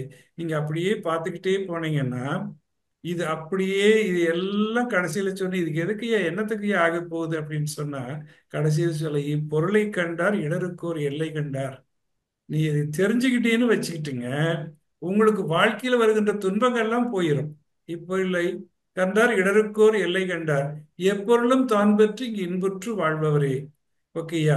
சோ எல்லாம் எது கிடைச்சாலும் அவருக்கு கிடைக்கும். ஆனா அவர் எது வேண்ட மாட்டார், வேண்டுவதெல்லாம் பெறுவர், வேண்டார் எதனையும் ஈண்டு புவியோர் அவர் ஈசனென போற்றுவரே. சோ இப்படி நீங்க முதல்ல இந்த பரசிவ வெள்ளத்தை முழுவதுமாக அறிந்து கொண்டு திரும்ப திரும்ப அதற்குள்ள நீங்க தியானத்துல போனீங்கன்னு வச்சுங்க, அதுவே போதும். கடைசியில ஒன்றும் இல்லை, யாண்டும் இந்த இன்ப வெள்ளம் என்னகத்தே பொங்குகிறது என்று எண்ணி போற்றி நின்றால் போதும். அது ஒண்ணு வேண்டாம். கண்ணை மூடிக்கிட்டு நானே இறைவனாக இருக்கிறேன், எல்லாம் இறை செல்வம் எனக்குள்ள முழுவதுமாக நிறைந்து இருக்கிறது, அனைத்துமாக இருக்கிறது என்று நினைச்சாலே போதுமப்பா. அதுக்கு மேல தவமும் இல்லை, வேற ஒண்ணுமே இல்லைப்பா அப்படின்ற. ஸோ இதுக்கு மேல இந்த பிரம்ம ஞானத்தை இதுவரைக்கும் ஒருவர் விளக்குனதும் இல்லை, இனிமேல் விளக்க போறதும் இல்லை. கவிநடைகள்ல சாதாரண வார்த்தைகளை வச்சுட்டு சொல்ல முடியாது. ஸோ அதனால மகரிஷிக்கு அது ரொம்ப பிடித்த பாடலாக இருக்கும். நான் பலமுறை அதை படித்து நினைத்து நினைத்து அதுல நெகிழ்ந்திருக்கின்றேன். அதனால நீங்களும் படியுங்க. இந்த ஒன்றை நல்லா தெரிஞ்சு கொண்டாலே போதும், இறைநிலைத்தன்மை முழுதுமா தெரிந்து விடலாம். நேரம் கருதி நிறுத்திக் கொள்ளலாம். வாழ்க வளமுடன். நன்றி. வாழ்க வளமுடன். மிக சிறப்பான விளக்கம் ஐயா. ஐயா, இப்ப சாட் பாக்ஸ்ல ஸ்ரீமதின்னு ஒரு அன்பர் கேள்வி கேட்டிருக்காங்க ஐயா. கர்ப்பிணி பெண்கள் ஏன் ஜீவகாந்த பயிற்சி செய்யக்கூடாது அப்படின்னு சொல்லி கேட்டிருக்காங்க ஐயா. இந்த ஜீவகாந்த பயிற்சின்னு எது சொல்றோம் அப்படின்னு சொன்னா, கண்ணாடி பயிற்சி, ஜீவ பயிற்சி, இதெல்லாம் சொல்றோம். இந்த ஜீவகாந்த பயிற்சியில ஒரு விஷயம் என்ன அப்படின்னு சொன்னா, உயிர் ப்ரொஜெக்ஷன் ஆகும். அப்போ உயிர் ப்ரொஜெக்ஷன் ஆகும்போது எதையும் ஆழ்ந்து பார்க்குறோமோ, கண்ணாடி ஆழ்ந்து பார்க்குறோம்னா நம்ம ஜீவன் என்ன ஆகுது, கண்ணாடிக்கு போய் அங்கே போய் ப்ரொஜெக்ஷன் ஆகும். இப்போ இங்கே ஒரு வேக்கன்சி ஏற்படும். அப்போ வேக்கன்சி ஏற்படும் போது அந்த இடம் தூய்மையாக இல்லை என்று சொன்னால், வேறு ஏதாவது ஒரு சோல் அங்க, டிபர்டட் சோல் அங்க இருக்குமானால் அது இந்த உள்ள அட்டாச் ஆயிரும், குழந்தைக்கு அட்டாச் ஆயிரும் என்ற ஒரு எச்சரிக்கை உணர்வுனால மகரிஷி அவர்கள் இது மாதிரி கர்ப்பிணி பெண்களுக்கு தீட்சை கொடுக்க வேண்டாம், கர்ப்பிணி பெண்களுக்கு இதே மாதிரி ஜீவகாந்த பெருக்கு பயிற்சி எல்லாம் செய்ய வேண்டாம்னு சொல்லியிருக்கிறாங்க. இது ஒரு எச்சரிக்கை உணவு தான். வாழ்க வளமுடன்.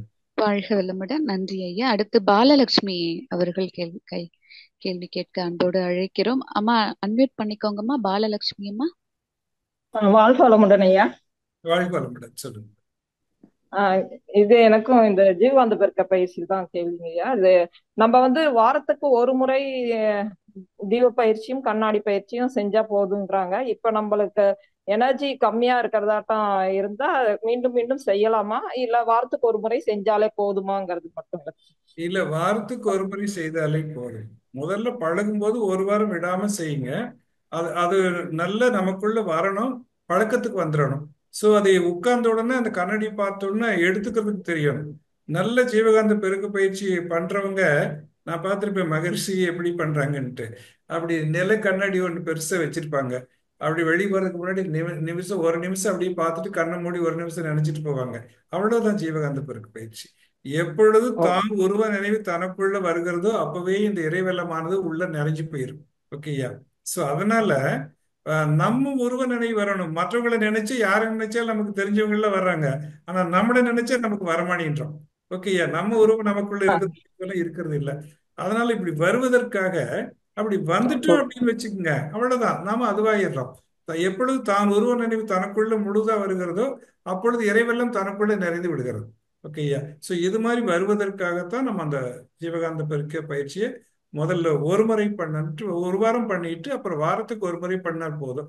அப்புறம் அது செலவாகத்தான் செய்யும். இந்த செல்போன்ல சார்ஜ் பண்ணி வைக்கிறோம், சாயந்தரம் எல்லாம் முடிஞ்சு போயிடுது, அப்புறம் திருப்பி போடுறோம், 100% திருப்பி சார்ஜ் பண்றோம். அது மாதிரி தான் இந்த ஜீவகாந்தம் என்பது உயிருடைய அலைகள். இது செலவு பண்ணி அழுத்தம் ஒளி சுயமானமாக செலவு பண்ணுவதற்காக உபயோகிக்கின்றோம். ஸோ அது போதுமானது. நமக்கு வாரம் ஒரு முறை பண்ணினாலே அது அடவு போதும். அப்புறம் மற்ற உணவுல இருந்து, காற்றுல இருந்து, ஆகாயத்திலிருந்து, பூமி மையத்திலிருந்து அது தானே எடுத்துக்கொள்ளும். வாழ்க வளமுடன். ரொம்ப நன்றிங்க ஐயா, விளக்கத்திற்கு நன்றி. நன்றி அம்மா. வாழ்க வளமுடன். வாழ்க வளமுடன் ஐயா. வாழ்க வளமுடன். மல்லிகா அவர்களை கேள்வி கேட்க அன்போடு அழைக்கிறோம். வாழ்க வளமுடன். அன்மியூட் பண்ணிக்கோங்கம்மா. மல்லிகா அம்மா. வாழ்க வளமுடன்.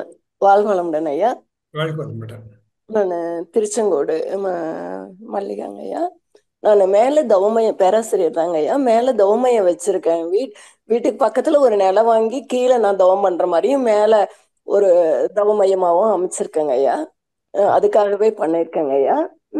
ஆனா மக்கள் ஒரு ஈடுபாடா இதுல வள்ளியேங்கிற ஏக்கம் ரொம்ப நாள் தவிச்சு ரொம்ப கஷ்டமா எனக்கு மனசை பாதிக்கிற மாதிரி இருந்துச்சுங்க ஐயா. ஆனா இப்ப காலப்போக்குல என்னுடைய ஆன்ம தூய்மை இல்லாத ஒரு வேலை இருக்குமோ அப்படின்னு நான் இடையறாத தவத்திலேயே ஈடுபட்டு இருக்கிறேங்க ஐயா. இப்ப கொஞ்சம் கொஞ்சம் மக்கள் அப்படியே லைட்டா வர ஆரம்பிச்சிட்டாங்க ஐயா. வெங்கடாச்சலம் ஐயா தான் வந்து திறந்து வச்சு நல்ல வைப்ரேஷன் இருக்குமா அப்படின்லாம் சொல்லிட்டு போனாங்க. ஆனா வந்து எனக்கு அந்த இது நான் நினைக்கிறது கஷ்டம். என்ன பண்ணலான்னு தெரியலைங்க ஐயா. இன்னொரு கேள்வி இருக்குங்க. எந்த கேள்வி சொல்லி முடிச்சோன்னா இன்னொரு கேள்வி கேட்கறேன். ஒன்றும் இல்லை, அஹ் ஆன்மீக பயிற்சிகள்ல யார் எடுக்க வருவாங்க அப்படின்னு சொன்னா தேவை இருக்கிறவங்க தான் எடுக்க வருவாங்க. இப்போ ஹாஸ்பிட்டல் இருக்கிறது, அஹ் ஆஸ்பத்திரிக்கு போகும்போது நாம எப்போவாவது அந்த ஆஸ்பத்திரிக்கு போறோமா? சும்மா போறோமா? இல்ல. இல்ல. அது என்னத்துக்கு ஆஸ்பத்திரியை கட்டிட்டு நிறைய எல்லாம் காசு பிடுங்குற அப்படின்னு திட்டிட்டு தான் போவோம். நமக்கு உடல்நலம் சரியில்லைன்னு வச்சுக்கோங்க, அங்க சரிங்க. போய் வரிசையில நிறைய உட்காந்துக்கிட்டு மணிக்கணக்கை பார்த்துக்கிட்டு கடவுளே, டாக்டரை நீங்க தான் கடவுள் மாதிரி காப்பாற்றணும் அப்படின்னு அப்ப சொல்லுவோம் இல்லையா? அஹ் So, அஹ் அது அஹ் மாதிரி சரிங்க. ஜீவன் யாருக்கு தேவை இருக்கிறதோ அப்பொழுது உடல்நலத்தை நோக்கி, அது யாராவது அவர்கள் உணர்த்தப்பட்டால் உடல்நலத்தை நோக்கி வருவாங்க. மனநலம் யாருக்கு பாதிக்கப்படுகிறதோ இங்க போனா சரியாகும்னு அவங்களுக்கு தெரியும் போது மனநலத்தை நோக்கி வருவாங்க. ஓகே, தவமையம்னு போட்ட உடனே வரமாட்டாங்க, யாருமே வரமாட்டாங்க. ஓகே, அது என்ன சொல்லி கொடுக்குறாங்க என்னன்னு கூட தெரியாது. இது நல்லது சொல்லி கொடுக்குறாங்களா அல்லது ஃப்ராடான்னு தெரியாது, ஏமாத்துறவங்களான்னு தெரியாது. இப்படி எல்லாம் சமுதாயம் நினைக்கும். ஓகேயா? ஸோ அதனால யாருக்கு தேவை இருக்கிறதோ அவங்கள பார்த்து நம்ம பிடிச்சு சொல்லி கொடுத்து அந்த சமுதாயத்துல நீங்க பயிற்சி எடுத்துட்டு போறவங்க பாருங்க, அவங்க எனக்கு கீழே உட்கார முடியல, தூக்குனா தூக்கமே வர மாட்டேங்குது, கால் வலி இருந்துச்சு, முழங்கால் வலி இருந்துச்சு, ஆஹ் ரொம்ப ஸ்ட்ரெஸ் இருந்துச்சு, மென்டல் ஸ்ட்ரெஸ் இருந்துச்சு. இப்போ இதெல்லாம் எடுத்ததுக்கு முன்னாடி கொஞ்சம் நல்லா இருக்கிற மாதிரி இருக்குது. சினம் நிறைய வந்துச்சு, எதுக்கு எடுத்தாலும் நான் கோவப்படுவேன், இப்போ எனக்கு கோபம் குறைஞ்சிருக்கிறது. யாரு சொல்றாங்கன்னு சொன்னா அதுல பாதிக்கப்பட்டவங்க தான் வர்றாங்க. ஆஸ்பத்திரிக்கு புரியுது. எப்படி போறாங்கன்னா பாதிக்கப்பட்டவர்கள் நோயாளியான தான் போவாங்க. அதே மாதிரி தான் மனவளக்கலைக்கு வர்றவங்க எப்படின்னு சொன்னா, நாம நினைக்கிற மாதிரி ஆன்மீகத்தை தேடி இந்த காலத்துல எல்லாம் எல்லாரும் வரமாட்டாங்க. ஒரு 10ல் 100ல் 1 வந்தாலும் ஆன்மீகத்துக்கு அது பெரிய விஷயமா இருக்குது. ஸோ அதனால இதுக்கு எந்த இடத்துல மக்கள் வந்து ஒரு ஒரு மருந்து கடையில ஒரு டாக்டர் இவங்க சொல்றாங்கன்னு வச்சுக்கோங்க, ஏன் தானே இத்தனை மாத்திரை வாங்கி போற, அந்த மனவளக்கலை மன்றத்துக்கு போ, அந்த மாத்திரை எல்லாம் குறைஞ்சு போயிடுன்னு சொன்னா வருவாங்க. ஒரு புரியுது. புரியுது. டாக்டர் சொல்றாரு, ஏன் இது மாதிரி இப்படி கஷ்டப்பட்டுக்கிட்டு இருக்கிற, ரெக்கவரி ஆக மாட்டேங்க, திரும்ப திரும்ப நான் மாத்திரை கொடுத்து பாக்குறேன், நீ வந்து உடற்பயிற்சி பண்ணி பாரு, உடனே சீக்கிரம் ரெக்கவரி ஆக அந்த மருந்து ஒர்க் பண்ண அப்படின்னு சொன்னா வருவாங்க. அவங்க புரியுதுங்க. மாதிரி ரெக்கமெண்ட் பண்ணாதான் வருவாங்க. இல்லைன்னா அது ரீச் ஆகாது மக்களுக்கு. இல்லைன்னா ஒரு பெரிய நடிகர் வந்து சொல்லணும், ஓகேயா, செலிபிரிட்டி வந்து சொல்லணும், ஓகேயா நீ புரியுது. எல்லாம் போய் எடுத்துக்கோங்க நல்லா இருக்கு அப்படின்னு சொன்னா அவங்க வருவாங்க. இல்லைன்னா இப்படித்தான் 4 பேர் 5 பேராக தான் வந்துகிட்டு இருப்பாங்க. இதுதான் உண்மை, இயற்கை உண்மை. மக்களுக்கு எது சென்று அடைகிறதோ அது மாதிரி போனால் மட்டும்தான் அவர்கள் அதை விரும்பி வருவார்களே தவிர, இது சென்று அடையாததுக்கு முன்னாடி சாதாரணமா இருக்கிறது 100ல் 1 1000ல் 1 தேடிக்கொண்டு அதை உணர்ந்து கொண்டு இறைவனே அனுப்பி வைப்ப அவங்க தான் அங்க வருவாங்க. வாழ்க்கை வளமுடன். பயிற்சி எடுத்தோம், நல்லா இருக்கு. ஆனா அகத்தாய்வுக்கு வர முடியல. அந்த அந்த மாதிரி ஒரு நிலை இருக்குங்க ஐயா. அப்ப எனக்கு வந்துட்டு முதுகு சென்ட்ரு முதுகுல நம்ம தவம் பண்றதுனாலயோ என்னன்னு தெரியல, சென்ட்ரு முதுகு மட்டும் வலிக்குதுங்க ஐயா. நான் வந்து வஜ்ராசனத்துல ஒரு 20 என்ன நிமிஷம் ஏஜ் உட்கார்றேன். உங்களுக்கு? வயசு என்னம்மா? 61ங்க ஐயா. அப்போ சும்மா தவம் பண்ணீங்கன்னா வலிக்கும். சரிங்க. ரொம்ப நேரம் நினைஞ்சிருந்தா வெயிட் நேரம் உங்களுக்கு முதுகுத்தண்டு ஸ்பைனல் கார்டில் வலி வரும். ஸோ இது சப்போர்ட்டோட உட்காரும்போது எப்போ கீழே உட்கார்ந்து தவம் பண்ணீங்கனாலும் பின்னாடி ஒரு செவருக்கிட்ட பக்கத்தில் போய் சின்ன ஒரு திண்டு மாதிரி வைத்துக்கொண்டு கீழே சப்போர்ட் கொடுத்துட்டு உட்கார்ந்தீங்கன்னா வலி இல்லாமல் இருக்கும். அது இந்த அது அந்த வலி மாதிரிதான் பண்ணிட்டு இருக்கேங்க ஐயா. வஜ்ராசனத்துல எல்லாம் 20 நிமிஷம் வரைக்கும் உட்கார்றேங்க ஐயா, நல்லாவே உட்கார்றேன். ஆனா வந்து அந்த முதுகு சென்டர் முதுகு மட்டும் ஒரு ஒரு ஒரு கை அவ்வளவுக்கு அந்த சென்டர்ல ஏதாவது அடைப்பு இருக்குமா அல்லது அது ஏதாவது? இல்லை, ஒன்றும் இல்லை, ஏஜ்னால வரக்கூடிய வழி தான் அது. பாடி சரிங்க. வெயிட் இருந்தாலும் வரும், நேரம் இருந்தால் வரும். ஸோ சப்போர்ட்டோட அளவோட நேரம் எடுத்துக்கொண்டீங்கன்னா சரியா போயிடும், 4 நாள் ரெஸ்ட் கொடுத்தீங்கன்னா சரியா போயிடும். வாழ்க வளமுடன். நன்றிங்க ஐயா. நல்ல நன்றி. பாடம். நல்லதுங்க. வாழ்க வளமுடன். வாழ்க வளமுடன். அன்பர்கள் அவ்வளவுதாங்கய்யா. சரி. இன்னும் யாராவது இருக்கிட்ட கேட்கட்டுமாங்கய்யா? வாழ்க இல்ல, வளமுடன். நிறைய செய்திருக்கோம். நிறைவு செய்துக்கலாம், நேரம் கருதி நிறைவு செய்து கொள்ளலாம். வாழ்க வளமுடன். தூய்மையாம் விளைவு தரும் சொற்கள் யாவும் வாய்மையாம். சான்றோர் பெருமக்களை ஐயா அவர்கள் இன்று கூறிய கருத்துக்கள் அனைத்தையுமே தூய்மையாம் விளைவு தரும் சொற்கள் தான். அவை வாழ்வின் வளம் காத்து சிறப்பளிக்கும் என்று அருட்தந்தை கூறியதற்கு இணங்க அறிவியல் விளக்கங்களையும் நம்மளுடைய ஒவ்வொரு தத்துவம் வேதாத்திரிய தத்துவங்களுக்கு அறிவியல் பூர்வமான விளக்கங்களையும் தெளிவினையும் நமக்கு ஏற்படுத்தியிருக்கிறார்கள். மிக ஐயா அவர்கள் மிக அருமையாக கடந்த 1.5 மணி நேரத்திற்கும் மேலாக நல்ல பல விளக்கங்களை அளித்து நம்முடைய கேள்விக்கெல்லாம் பதிலை அளித்திருக்கிறார்கள். ஐயா அவர்களுக்கு நமது நன்றிகளை வாழ்த்தின் மூலமாக தெரிவித்துக் கொள்வோம். இணைப்பில் உள்ள அனைவரும் தவநிலைக்கு வந்துவிடலாம். நமது மதிப்பிற்கும் மரியாதைக்கும் உரிய உலக சமுதாய சேவா சங்கத்தின் துணைத் தலைவர், ஸ்மார்ட் இயக்குனர், முதுநிலை பேராசிரியர் தாமோதரன் ஐயா அவர்கள் வாழ்க வளமுடன். ஐயா அவர்களின் உடல் நலம் வாழ்க வளமுடன். ஐயா அவர்களின் அன்பு குடும்பம் வாழ்க வளமுடன். ஐயா அவர்களின் அனைத்து பணிகளும் சிறப்பாக நடைபெற வாழ்க வளமுடன். வாழ்க வளமுடன் ஐயா. மிக்க நன்றி. நம் கடமை அறவாழ்வின் நாட்டத்தே